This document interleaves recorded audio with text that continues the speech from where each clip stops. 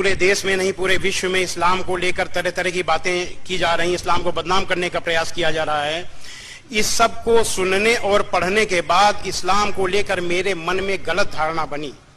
इसी गलत धारणा से अज्ञानतावश मैंने एक किताब लिखी, इस्लामिक आतंकवाद का इतिहास, जिसका अंग्रेजी ट्रांसलेशन हुआ, मुंबई से प्रकाशित हुआ, the history of Islamic terrorism.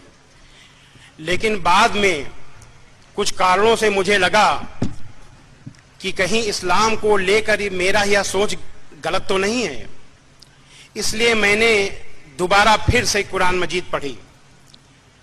पहले जब मैंने कुरान मजीद पढ़ी, कुरान मजीद का हिंदी अनुवाद, तो मेरा तन शुद्ध था लेकिन मन शुद्ध नहीं था, क्योंकि मैं उस कुरान मजीद में आतंकवाद ढूंढ रहा था कि आतंकवाद कहां कहां है, इसलिए मेरा मन शुद्ध नहीं था।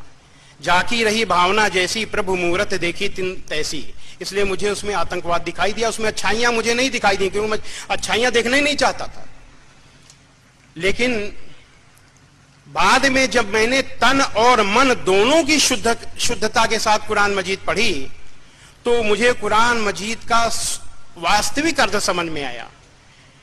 ईश्वरीय पुस्तकों की, ईश्वरीय किताबों की विशेषता होती है, उनका सही मतलब और मकसद समझने के लिए तन भी शुद्ध हो, मन भी शुद्ध हो।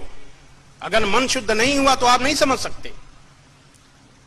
तो इस वास्तविक इस्लाम को जानने के बाद मेरी विचारधारा ही बदल गई, सोच ही बदल गया। पहले मैं सोचता था कि इस्लाम अरब से आया, विधर्मियों का धर्म है जो हिंदुओं का विरोधी है।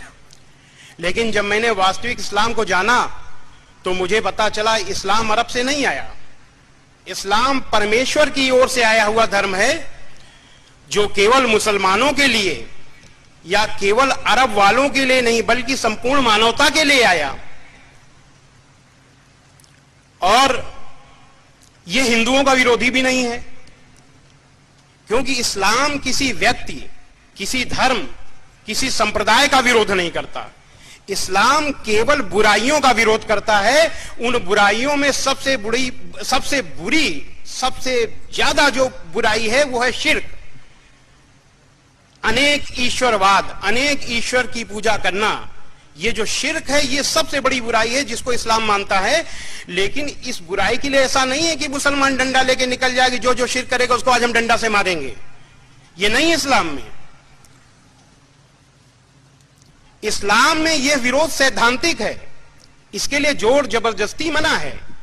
कुरान मजीद के सूरा 2 आयत 256 में है, धर्म इस्लाम में जबरदस्ती नहीं।